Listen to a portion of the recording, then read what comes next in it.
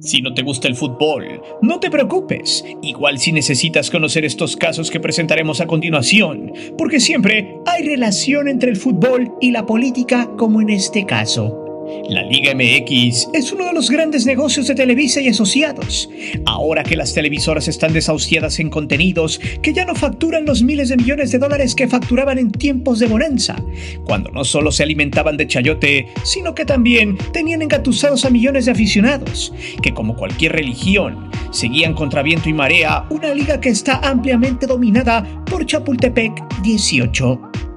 Por el contrario, y al paso del tiempo y de que las redes sociales han evidenciado el fracaso sistemático de esta liga dominada por un pequeño grupúsculo de empresarios rapaces, que en la mayoría de ellos obedecen órdenes, no solo del negocio sino también del Cuyo Azcárraga y de Televisa, pues ya mucha afición ha abierto los ojos y se ha dado cuenta que lejos de ser un buen espectáculo y que sobre todo se tenga una buena calidad futbolística, la Liga MX solo es puro show asqueroso, que en muchas ocasiones ya ni dan ganas de seguir. No obstante, lejos de la triste realidad que vive este negocio futbolero, también ha habido varios casos que han sido incluso más interesantes que un Mazatlán contra Puebla los viernes cojañeros con el mapache y el golpeador. Por eso, esta vez tendremos para ti algunos momentos no solo random, sino que evocan a la asquerosidad y vileza de varios personajes que siguen vigentes en la Liga MX, o que ya pasaron a la historia pero que siguen dando mucho de qué hablar. Por cierto, si te gusta este video, solo suscríbete. Vamos rumbo al 1.000.000 de suscriptores en este 2026 para que a Chapultepec 18. Y si es que aún vive la Jusco, cosa que lo dudamos, sigan echando espuma por la boca. Es por eso que hoy te presento 5 casos random que sucedieron en la Liga MX de Televisa. Antes de seguir con el video, te invito a suscribirte al canal, activa la campana de notificaciones para que recibas todo nuestro material y las narraciones en vivo. Te divertirás, te lo aseguro.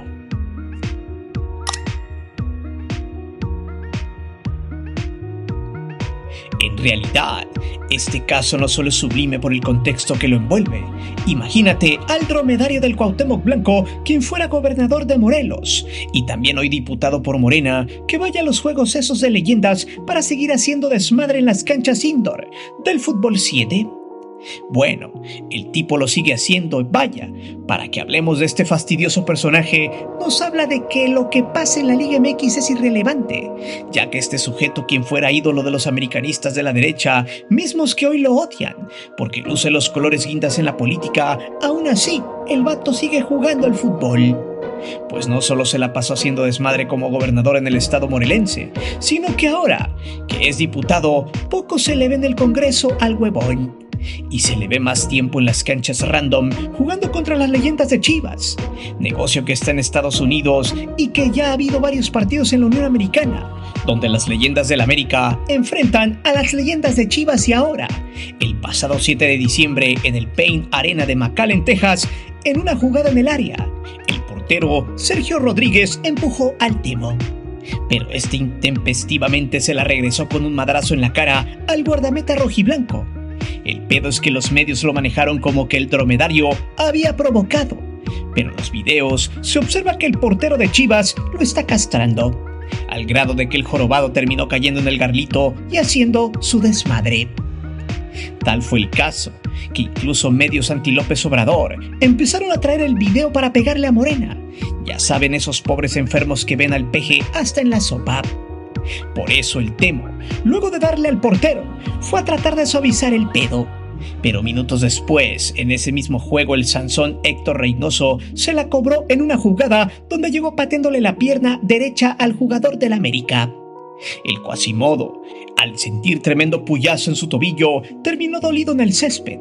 La poca gente que sigue recordando a estos exfutbolistas se lo recriminó y otros lo celebraron. Al final, ambos se terminaron diciendo de todo. No obstante, esto no es novedoso. En otros partidos de juegos de leyendas, por ejemplo, uno que sostuvieron en Ensenada, de la misma forma el exjugador de Chivas también le había puesto su estate quieto en la joroba al dromedario. Al final, este tipo de situaciones generan puro show, levantando un poco de alegrías en algunos casos en aquellos fanáticos de la vieja escuela de la Liga MX, quienes recuerdan con mucha enjundia a este tipo de futbolistas que ya casi no se dan en el fútbol profesional mexicano.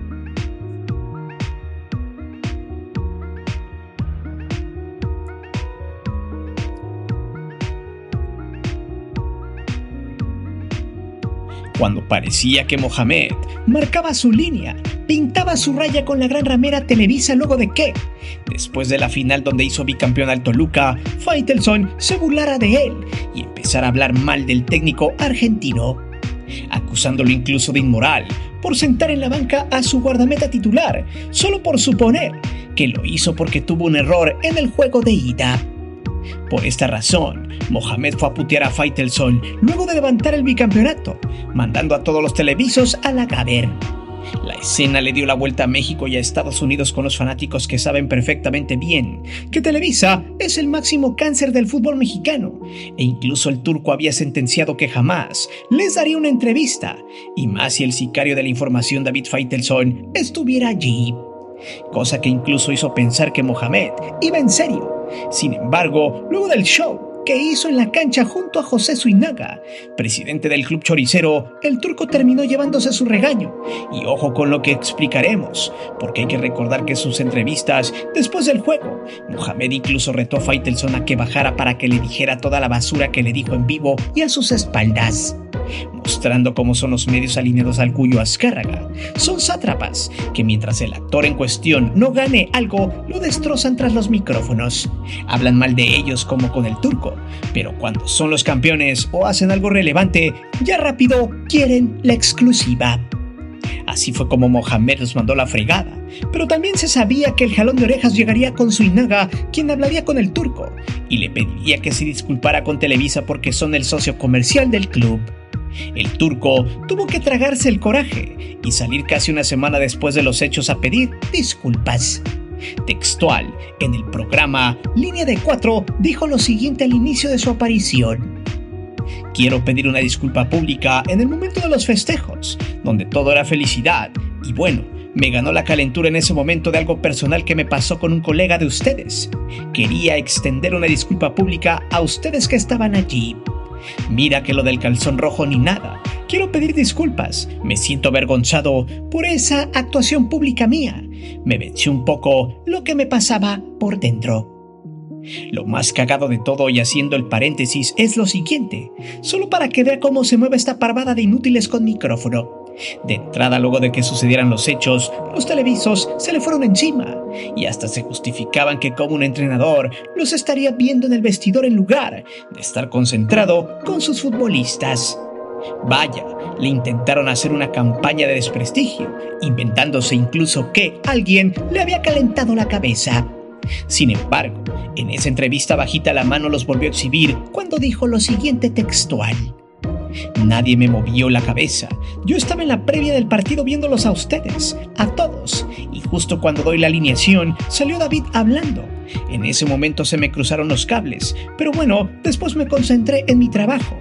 En la celebración me buscaron para ir allá. Dije lo que sentía, se lo dije a David en la cara. Y bueno, una disculpa con ustedes, con el canal, 1000 disculpas a ustedes y los que estaban en la programación. Lo quería hacer públicamente, me ganó la calentura, no es culpa de ustedes, es lo que les quería decir.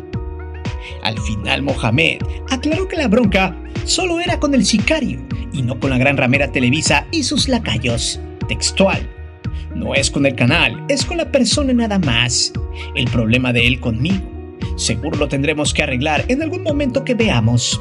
Si toda la vida se ha hablado y se hace la víctima, pasa por allí. Si quiere pedir disculpas, que pida. Tampoco con el programa de televisión sales a pedirme disculpas a mí. Al final Mohamed se mantuvo en su idea de madrear al sicario, el pobre diablo de Faitelson, pero lo obligaron también a pedir una disculpa a los televisos, cosa que millones le habían celebrado, tragándose un poco sus palabras y dando evidencia que a los socios comerciales no se les puede tocar, ni mucho menos un empleado del Toluca, por muy bicampeón que sea.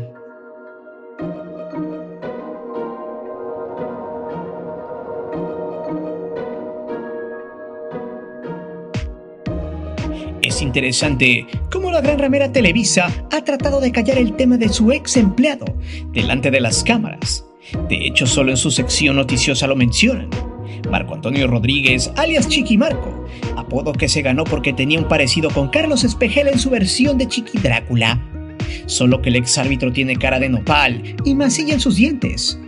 Pues también hay que recordar que este sujeto trabajó en TUDN por 3 años, entre 2014 y 2017, y donde se perfilaba incluso para saltar a ser el presidente de la comisión de árbitros, algo que no se dio gracias a que el tipo con la fama en mano estudió para director técnico, y luego de llegar al Salamanca de España, donde estuvo a cargo del equipo por una cantidad risible de 3 días.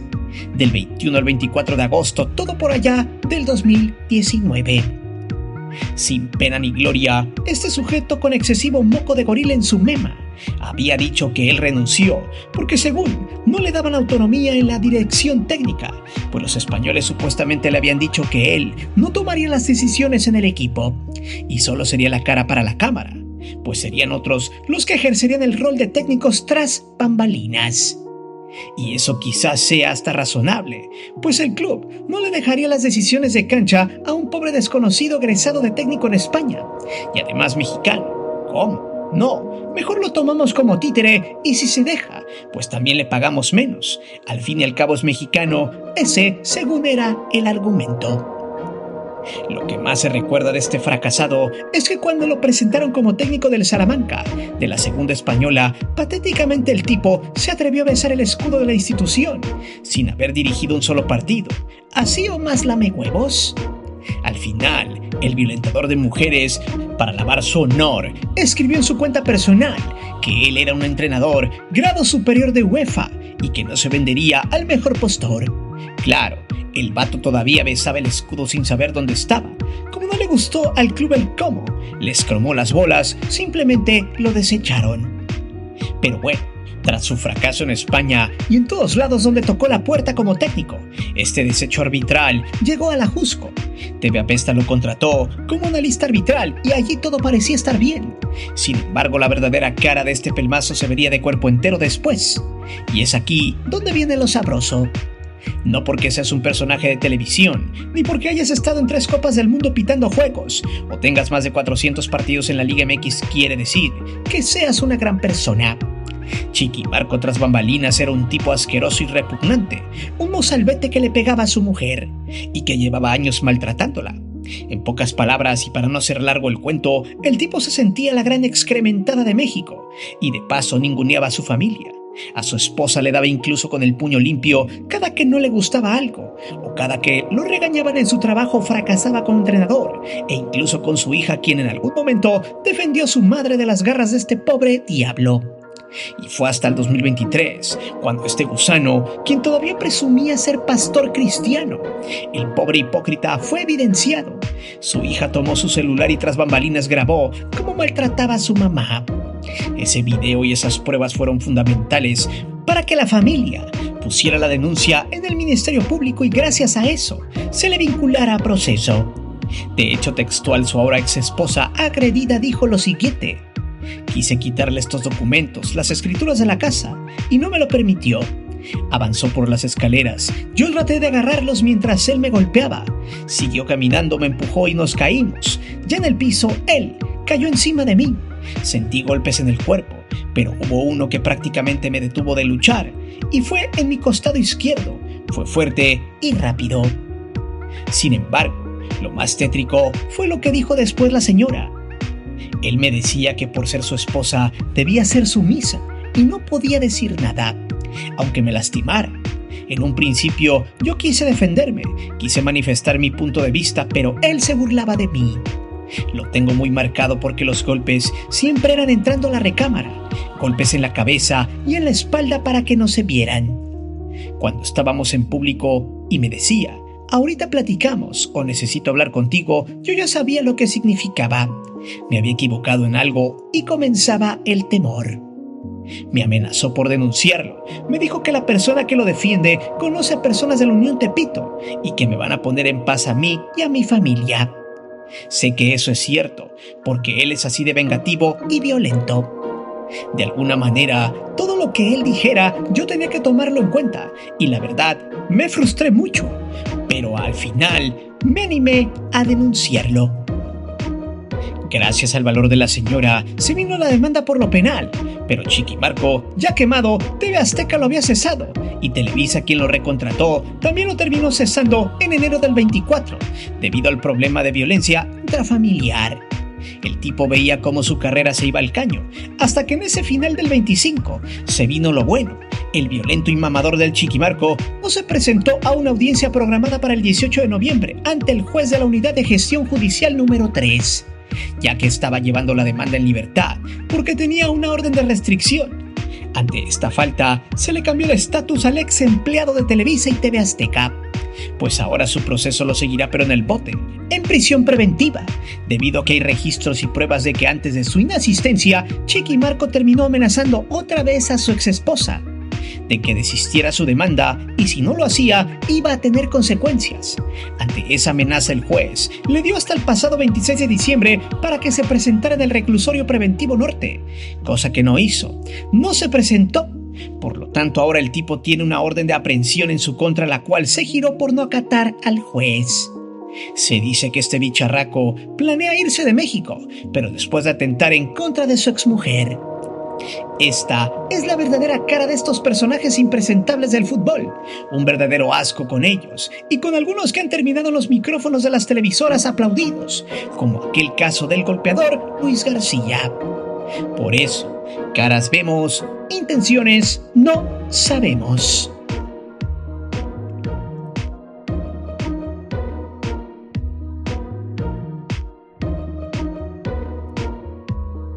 Esto no es nada nuevo en las formas que se maneja esta liga altamente corrupta. Lo peor es que muchos aún la siguen defendiendo, pero esto es muy claro, el fútbol es negocio y pocos dejan entrar al círculo. Pero otros, cuando están atorados por el SAT, deciden vender sus clubes. Eso es evidente cuando hay clara falta de dinero y cuando se tienen equipos que solo sirven para vender, pero no para competir. Eso pasó con el Mazatlán, quien a su vez algún día fue Monarcas Morelia, franquicia que en los años 90 el usurero Salinas Pliego le arrebató a los michoacanos. Con ello entraba no solo al redil de la televisión y de las telecomunicaciones, sino también al del fútbol. Pues si Televisa tenía en ese entonces 3 equipos como el América, Necaxa y el Atlante, ¿por qué TV Azteca no podía tener uno? Así navegó Salinas Pliego haciendo negocio con la pasión de que millones de michoacanos le depositaron hasta que ya no tuvo apoyo del gobierno local, por lo que tuvo que mover en 2020 su franquicia a Mazatlán, Sinaloa, donde en ese entonces el gobierno priista de Quirino Ordaz ya le tenía preparado un estadio nuevo para que ahí el usurero hiciera negocios al amparo del poder. Pues hay que recordar que cuando movió su franquicia de Morelia a Mazatlán, el entonces gobernador y hoy prófugo de la justicia, Silvano Aureoles, le dijo que era su año de Hidalgo y que no se comprometía a seguir subsidiándole los servicios del estadio como luz, agua, seguridad, por lo que Salinas abandonó esa ciudad después de tantos años y con ayuda de su socio comercial, el Cuyo Azcárraga, y del PRI estatal de ese entonces. El negocio se lo llevó para Mazatlán. No obstante, luego de que perdiera el litigio por ahora de 51,000 millones de pesos, Salinas Pliego ha emprendido la venta express del Mazatlán, ya que el ahora gobierno morenista de ese estado le está quitando sus privilegios y además necesita dinero porque tiene deudas por todos lados, no solo en México sino también con los acreedores gringos. De hecho, este próximo 6 de enero tendrá que darse el último juicio, donde la deuda de los acreedores ya rebasa los 600 millones de verdes. Por lo tanto, Salinas Pliego ha ocupado al fútbol como una válvula de escape para sus negocios basura. Pero hoy, como se ve atrapado y perdido, necesita dinero para poder pagar sus deudas. Lo más cagado es que otros directivos, por mucho menos, incluso los han desafiliado. Lo repugnante llega cuando ahora sí, luego de ser ninguneado, humillado y hasta amenazado, el Atlante ya tuvo el permiso del Cuyo Azcárraga para que pudiera comprar la franquicia del Mazatlán y así jugar en primera. Todo con el argumento de que ya se lo merecía. Al menos así lo manejaron a la fecha los lacayos Chupa Smegma sin sueldo y también los disque youtubers aspirantes a ser cromabolas de Televisa. Esta es una prueba inequívoca donde se muestra cuando los socios comerciales, en este caso del evasor fiscal, Y el usurero Salinas Pliego tiene cierta injerencia con el dueño de la liga, el Cuyo Azcárraga, quien en los últimos años le ha apoyado con este tipo de casos en su liga, donde es prácticamente intocable. No obstante, esto no es novedoso. Lo mismo ha pasado con Alejandro Irratagorri del Santos, quien hizo algo similar con la franquicia del Tampico Madero, la cual mudó a La Paz cuando la terminó vendiendo porque para él ya no había negocio en el puerto tamaulipeco, debido a que otro partido político ajeno a su ideología negó darle privilegios para conservar al equipo en ese estado.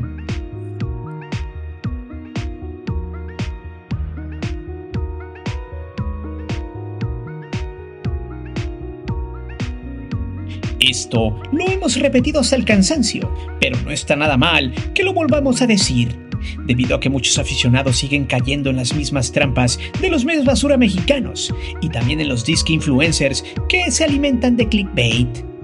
Les engañaron en su momento con el Chicharito, que hasta le hicieron un recibimiento como si el tipo hubiera sido una leyenda en Chivas, y luego los medios intentaron vender a ese impresentable que al final terminó fracasando y robando con el rebaño.